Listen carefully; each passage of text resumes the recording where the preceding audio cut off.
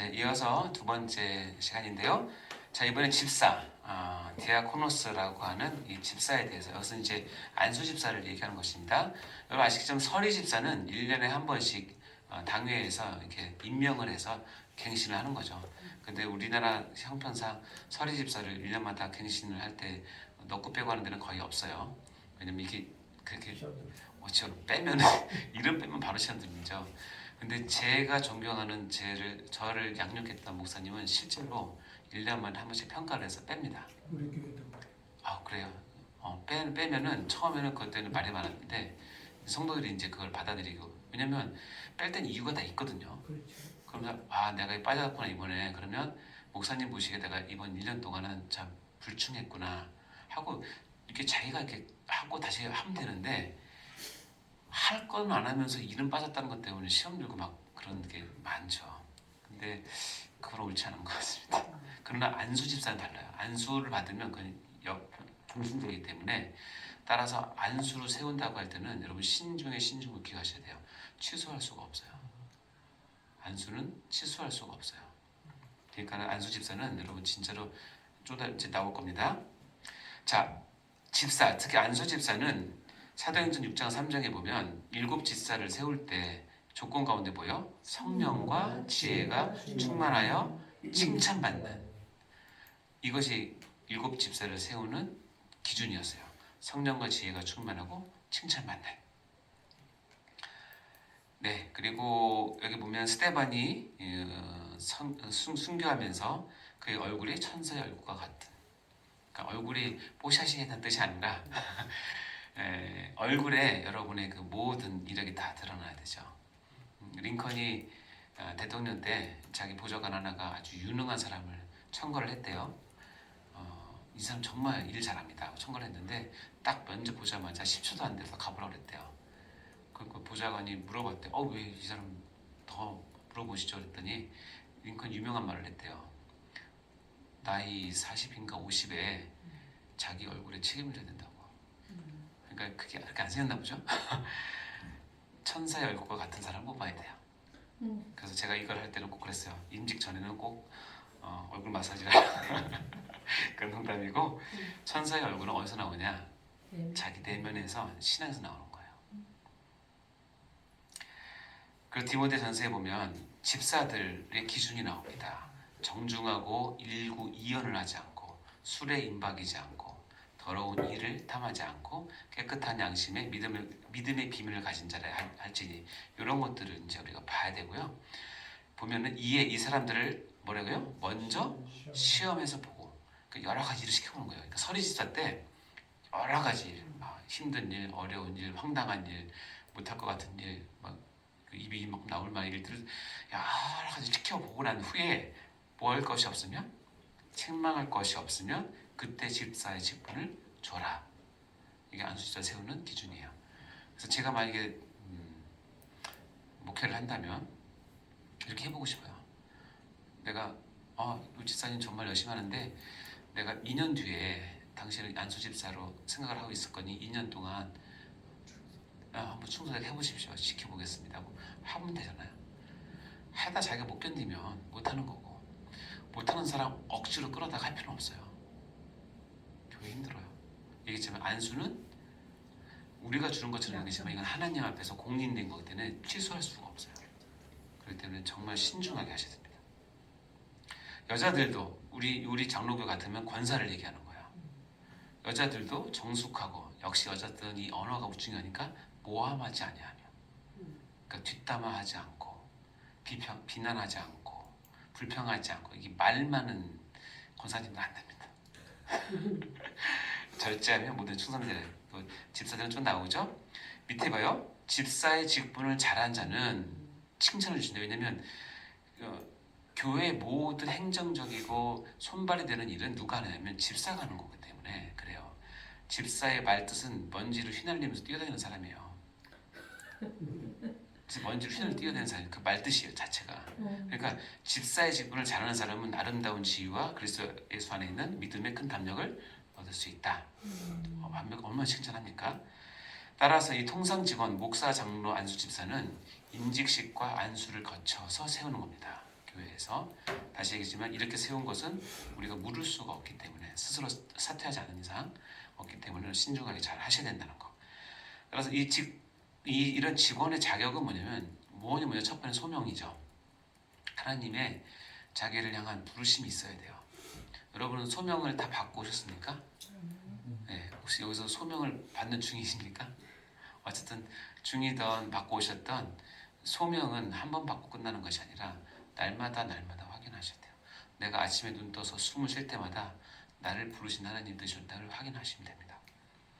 훈련과 무장을 잘 받은 사람, 더 나아가서 훈련과 무장을 잘 받고 이제는 훈련과 무장을 잘 시킬 수 있는 사람이에요. 그래서 여러분, 좋은 팔로워가 좋은 리더가 되는 거랑 똑같은 거예요.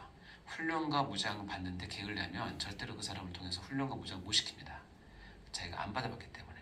그래서 훈련과 무장을 잘 받고 훈련 잘 시킬 수 있는 사람이 필요하죠. 그리고 충성된 사람이 필요합니다. 마지막 최종 골은 뭐냐? 사람을 세울 수 있는 사람. 사람을 세워서 교회에 온전한 성도와 제자로 자리매김할 수 있는 일을 할 수 있는 사람이죠. 고린도서 4장 2절 말씀 읽어볼까요? 시작. 그리고 맡은 자들의 구할 것은 뭐다? 충성이다. 그러면 충성이 뭐예요? 충성. 뭡니까? 그러니까 이 충성을 설명하는 데서 그 헬라 원문보다는 한문이 또 너무 멋있어요. 충자가 뭐예요? 가운데 충자, 마음 심자. 그러니까 우리 마음 한가운데 딱 잡는 거예요. 우리 마음 한가운데는 오직 예수 그리스도. 그의 몸된 교회. 이를 통한 하나님 나라의 확장, 하나님 나라의, 그리고 하나님 나라의 하나님의 영광. 이게 그냥 딱 잡혀 있는 사람. 자다가 깨도, 내가 힘든 일이 있어도, 내가 즐거운 일이 있어도, 내가 잘 돼도, 내가 못 돼도, 내가 넘어져도, 내가 아파도 안 아파도 상관없어요. 모든 상황에서 충성해. 마음의 중심이 딱 있는 것. 이것이 나를 부르신, 교회 직원으로 나를 부르신 하나님께서 우리에게 요구하신 거예요. 충성. 아시겠죠? 지금 교회에는 회의가 있습니다. 공식적인 회의가 있는데 위에 보면 공동의회, 재직회, 당회, 노회, 총회가 있어요. 이것은 교사회의는 없는데요? 그렇게 얘기하시면 안 됩니다. 교사회의는 공식적인 회의가 아니에요. 이 회의는 우리 교회법상 나오는 회의예요. 거꾸로 보면 총회는 대한예수교 장로회 우리는 합동이잖아요. 이 전체가 뭔가 총회라고 얘기를 하고요. 이 총회 가운데 지역 또는 어떤 분위기에 따라서 나눈 것을 노회라고 해요. 한 지방 지교회에서 몇 개 이상해서 목사 하나, 장로 하나 대표로 가서 노회를 구성하죠. 다음에 당회가 뭐냐면 각 지교회에서 담임 목사와 장로로 구성된 것을 당회라고 얘기를 해요. 그리고 재직회는 뭐냐면 그 지교회에서 집사로 구성된, 원래는 안수집사인데 교회 형편상 안수집사, 서회집사, 권사까지는 포함합니다. 그래서 재직회는 뭐냐면 실제로 일하시는 분들이 모여서 하는 회의를 재직회라고 얘기를 해요. 그리고 공동회의는 뭐냐면 이 지교회에 등록된 세례교인 전체가 구성된 것을 공동의회라고 얘기해요. 이것들은 무엇을 하느냐? 제가 이제 세계대교회 출석하니까 이렇게 본다면 이렇게 됩니다. 세계대교회는, 여러분의 교회는 대한예수교 장로회 합동에 속해 있어요. 그 옆에 있는 표 보시죠? 우리 합동의 표시죠? 만약에 한반도 그림에다 십자가 있는 거 뭐죠? 통합이에요. 다 아시죠? 네. 그 외에는 잘 모르겠는데 너무 많아가지고. 그리고 저희 교회는 경기 남노회에 속해 있어요. 그리고 세대인 교회 담임 목사가 장로들로 당회가 구성되어 있고, 세대인 교회 집사와 권사와 아는 설립자로 구성된 재직회가 있고, 그 세대인 교회는 1년에 한 번 내지 두 번 세대교인 전체가 모여서 공동위회를 합니다. 공동위회는 이제 뭐 다 아시겠지만 마지막 예산을 승인하고 추인하고 이제 인사할 때 이제 마지막 이제 보고를 하고 나누고 통과시키는 거죠. 이런 것들은 이제 하는데 회의 역할이 중요해요. 자 보세요. 이제 뭐 노회나 총회는 우리가 여기까지 다룰 건 아니고 여러분 그것까지는 묻지갈 필요는 없을 것 같고, 각 교회에 있어서 일단은 담임 목사님이 계시죠. 여기 목사는 담임 목사를 얘기하는 거예요. 담임 목사님이 해야 될 역할은 뭐냐면 그 교회에 대한 방향 제시를 해야 돼요. 자기가 하고 싶은 게 아니라 내가 맡은 이 교회에 하나님께서 무엇을 원하시는지를 담임 목사가 어떻게요? 하나님과의 단독 면담을 통해서, 기도를 통해서 받아야 돼요. 앞으로 10년은 우리 교회 어떻게, 앞으로 2, 3년 어떻게, 내년에는 어떻게 하겠다고는 목회 방향이라고 얘기하잖아요. 그것은 하나님께서 이 담임 목사님을 통해서 주시는 마음이에요. 그리고 이것은 우리가 인정을 해야 되는 거죠.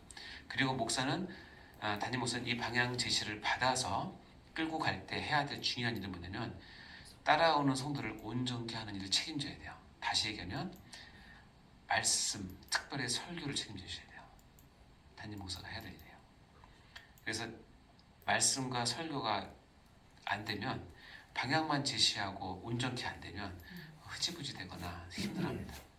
그러니까 이 이제 담임 목사가 해야 될 큰 짐 중에 하나죠. 얼마나 힘들겠어요, 여러분.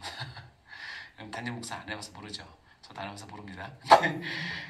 저희 교회에 있다가 부목사가 나가신 분들이 한 6개월이나 1년 뒤에 와서 꼭 하는 말이 있어요. 나가보니 담임 목사님의 마음을 알 것 같아요. 일단은 잠 못 잔대요. 잠이 안 온대요. 우리 소 목사님이 잠을 잘 못 주무시거든요. 근데 그 마음을 알 것 같아요. 그러니까 이 영적 그 눌림이, 이 부담감이 어쩔 수 없어요.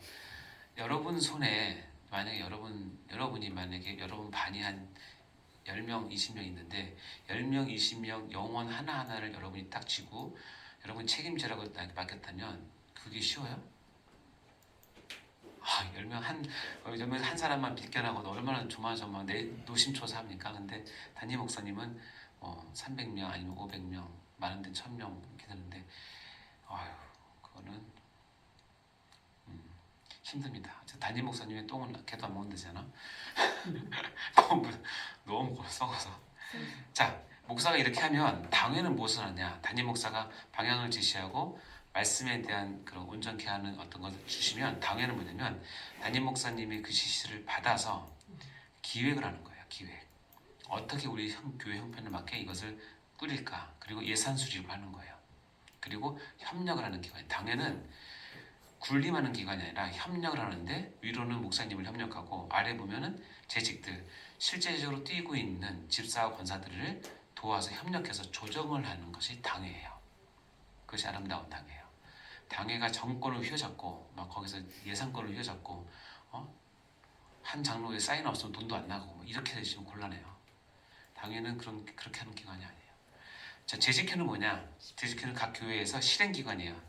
한마디로 실제적으로 손발에서 뛰는 기관이고 당회에서 수립된 예산을 받아서 예산을 집행하는 기관이에요. 그러니까 실제 돈을 쓰는 기관이죠. 그러니까 재직회는 진짜 아까도 얘기했지만 정신없이 뛰어다니면서 실제적인 일을 하는 거예요. 그러면서 교회의 참된 일들을 세우는 것이죠. 그리고 마지막에 공동위원은 정해진 시간과 장소에서 이 모든 상황을 점검하고 공유를 하고 중요한 예산, 어떤 인사 이런 것들 마지막 추진을 해서 어떤 같이 공유를 하는 것을 공동위라고 얘기를 합니다. 그래서 교회는 특히 회의는 서로 견제하고 서로 감시하고 서로 그런 거 아니에요. 예를 들어서 어떤 교회가 담임 목사님이 너무 독불장군이고 막 카리스마 넘쳐. 그러니까 장로들이 항상 생각하는 거면 목사님을 견제를 하는 거야. 이렇게 많아. 그렇게 하면 교회가 별로 안 서요. 힘들어요. 어떤 교회는 또 당회가 또 아주 그냥 목사도 갈아치우고 당회가 막 그러면 그것도 막 그러니까 그런데 그런 교회 밑에는 재직들은 찍소리도 못 하는 거죠. 그러다가 딱 한번 소리 내는 때가 언제냐면 공동회의 때. 그때 한번 소리를 내는 거예요. 이거 왜 돈 이렇게 썼어요, 전원님? 왜 이렇게 했어요? 이거 빵 꾸는데 왜 그래요? 이제 따지기 시작하는 거죠. 평소에 얘기가 안 통하니까. 그러니까 이런 교회는 공동회의를 한 번 하기가 쉽지 않아요. 말이 많이 나오니까. 이게 처음부터 이게 안 맞아서 그래요.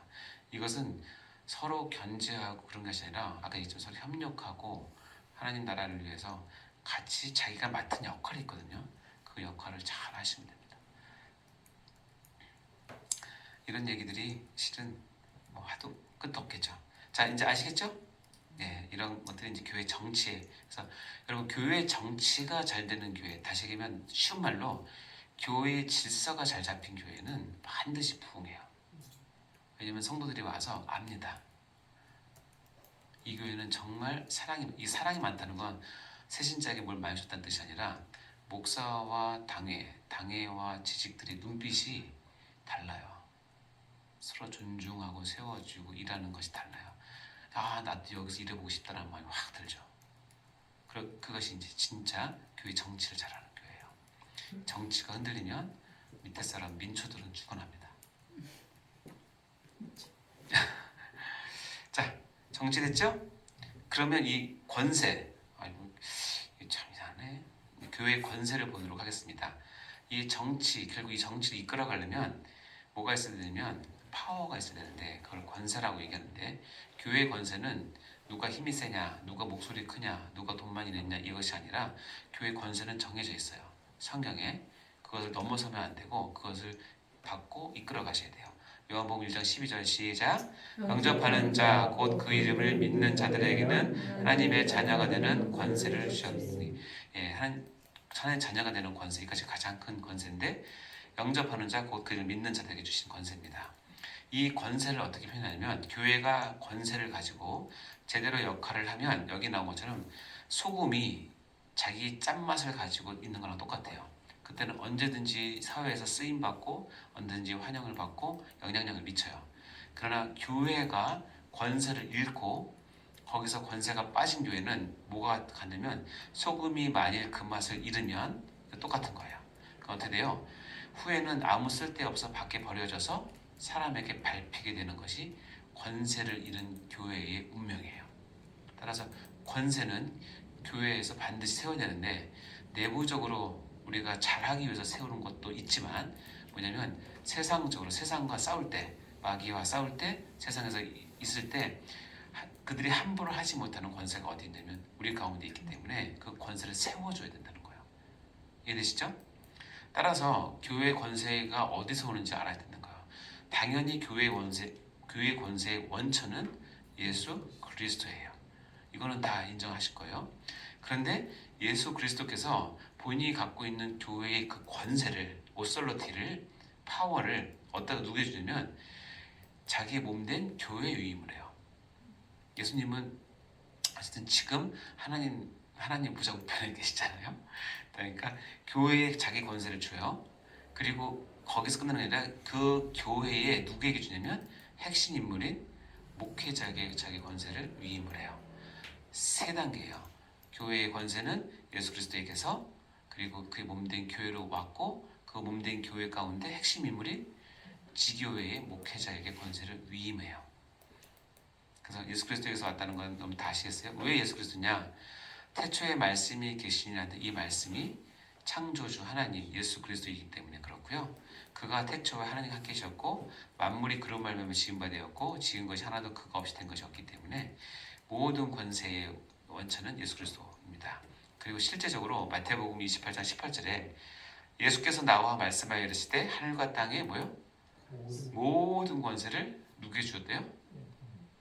자, 봐요. 그러면 모든 권세라는 게 있어요. 지금 누가 누구에게 준 거예요? 다시 정확히 얘기해봐요. 삼위일체를 넣어서 얘기해봐요. 성부 하나님께서 누구에게? 성자 예수님께 모든 권세를, 하늘과 땅의 모든 권세, 우주적인 권세를 줬어요. 왜? 동일하게 주시고. 아니요. 아니에요. 이거는 계약이에요. 혹시 언약 기억나십니까? 속죄 언약이라는 게 있어요.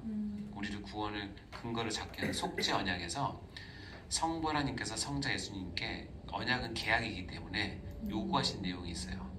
네가 성육신에서 내려가라. 네가 율법 아래에 있어라. 네가 내가 맡긴 모든 백성을 한 사람도 빠지면 다 구원시켜라. 그리고 네가 십자가에 죽을 것이다 요구를 하시고, 이것을 할 때 내가 너에게 약속한 게 있어요. 약속 중에 뭐냐면 네가 이것을 다 하면 나의 모든 성부 하나님 모든 권세를 누구에게 주겠다? 예수에게 주겠다라고 약속했어요. 이 요구와 약속을 예수님께서 100% 순종하셨어요. 다 이루셨어요. 그래서 속죄 언약이 체결됐어요. 거기서 나온 엑기스가 뭐냐면 구원이에요. 그렇다면 이 구원을 이뤘다는 건 뭐냐면 예수께서 나와 말씀하여 이르시되 하늘과 땅의 모든 권세를 내게 주셨으니 이건 언제 했냐면 속죄 언약을 완벽하게 이루신 후에 부활하시고 나서 이렇게 선언하신 거예요. 속죄 언약에 의해서 내가 아버지께 하늘과 땅의 모든 권세를 나에게 주셨기 때문에 내가 이제는 하늘과 땅의 모든 것을 내가 받았다는 거예요. 물론 삼위일체이기 때문에 한 하나님이시라서 이것이 분리하는 게 의미는 없다고 볼 수, 그렇게 말할 수도 있지만 우리가 언약과 예수님의 이 말을 해석하자면 예수님은 하늘과 땅의 모든 권세를 받으신 분이에요. 그리고 그 받으신 권세를 예수님께서 어떻게 해요? 누구에게? 교회에게 권세를 주셨다는 거예요. 예수님께서 받으셨던 권세를. 그래서 이렇게 나옵니다. 진실로 진실로 너희에게 이르노니 너희는 제자들이잖아요. 이거 발전하면 교회잖아요. 땅에서 매면 하늘에서도 매이고 땅에서 풀면 하늘에서도 풀린다 얘기겠죠. 똑같은 게 요한복음 20장 23절에 봐요. 너희가 교회예요. 누구든지 죄를 사하면 사해질 것이고 누구든지 죄를 그대로 두면 그대로 있을 거예요. 교회가 어떤 권세를 받느냐면 교회가 뭔지 모르겠지만 이 말씀에 의하면 내가 교회에서 뭔가를 매 그러면 이 권세를 하늘에서 인정을 해서 하늘에서 매요. 교회가 여기서 뭘 풀어 뭔지 모르지만 풀어 그럼 이 약속에 의해서 하늘에서 이게 풀려. 아 이게 뭘까? 근데 요한복음에 보면 아주 정확히 얘기해요. 내가 누구든지 이 죄를 교회가 이 땅에서 뭐예요? 사하면 하늘에서도 사해지게 하고 내가 이 땅에서 교회를 누구의 죄를 그대로 두면 하늘에서 그대로 있게 하는 거야. 이걸 착각하시면 돼. 내가 누구 교회를 죄를 사할 수 있다 그런 능력이 있는 게 아니라 너희라고 하는 교회를 통해서 하나님은 하나님의 권세를 주셔서 일을 이루신다는 거예요. 뭐냐면 우리의 구원을 교회를 통해서만 하시겠다는 뜻이에요. 따라서 이 말을 하셔야 돼요. 교회는 하나님의 구원을 이루는 기관이다. 근데 이 말이 맞아요, 틀려요? 이 말은 좀 불완전해요. 왜냐하면 교회는 하나님의 구원을 이루는 기관이다. 맞아요. 그런데 또 다른 기관도 있어가 들어가죠. 아! 이거 크게 읽어봐요. 시작. 교회는 하나님의 구원을 이루는 유일한 기관이다. 교회를 통하지 않고는 구원이 흘러가지 않아요. 교회가 이 땅에 세워졌는데 일을 안 해요. 여기서 일을 안 하고 전도도 안 하고 복음 전파 안 해요. 그럼 이 주변에서 구원 얻을 사람은 아무도 없어요. 교회가 이 땅에서 죽어라고 전부 자기 신명을 다해서 복음을 전해요. 이 땅에서 풀어요. 누구의 죄를 사하는 우리가 사하는 게 아니라 사할 수 있는 길을 안내는 거잖아요. 그렇게 하면 뭐예요? 하늘에서 그걸 받으시고 그 영혼을 구원시키겠다는 거예요. 그러니까 하나님의 계획은 뭐냐면 예수 그리스도 통해서 교회를 세우시고 교회를 통해서만이 하나님께서 만세전에 갖고 계셨던 구원의 계획을 유일하게 교회라는 기관을 통해서만 하시겠다는 뜻이에요. 절대로 동사무소를 통해서 하지 않으세요. 절대로 청와대를 통해서 하지도 않으세요. 절대로 뭐 대학 기관이나 병원을 통해서 하지도 않으세요. 하나님의 구원을 이루는 유일한 기관은 유일한 빼먹고 절대 안 돼요. 반드시 교회밖에 없어요. 이 말을 다른 말로 바꿔볼까요? 하나님의 구원은 오직 예수 그리스도를 통해서만 받을 수 있다는 같은 말이에요. 그래서 교회가 이렇게 중요한 거예요. 그래서 교회의 권세를 여러분 진짜 잘 세우셔야 돼요. 이 일을 하셔야 되기 때문에. 여기 보면 이기는 자와 끝까지 내 일을 지키는 그에게 만국을 다스리는 뭘 준다? 권세를 주신다고 그랬어요. 그래서 중요한 건 이기는 자예요.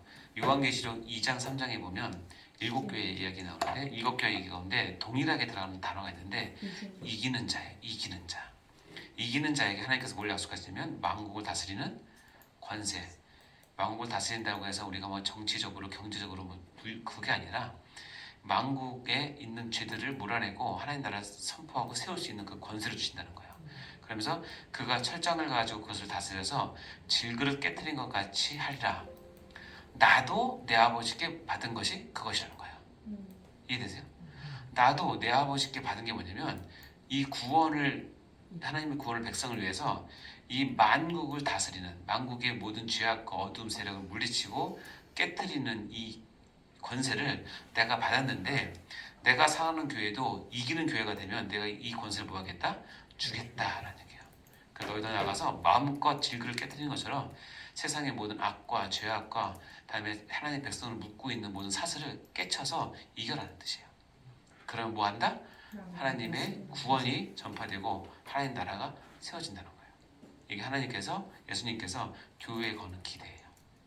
이렇게 하려면 뭘 해야 되냐면 교회에 권세를 세우셔야 돼요. 그래서 마지막에 뭐냐면 이 예수 그리스도께서 나온 교회 그 권세가 교회에 주셨고 이 교회 가운데 특별히 하나님께서 특별히 한 지교회에 지교회를 담당하도록 세운 목회자가 있어요. 핵심 인물에게 이 목회자에게 자기 권세를 위임하세요.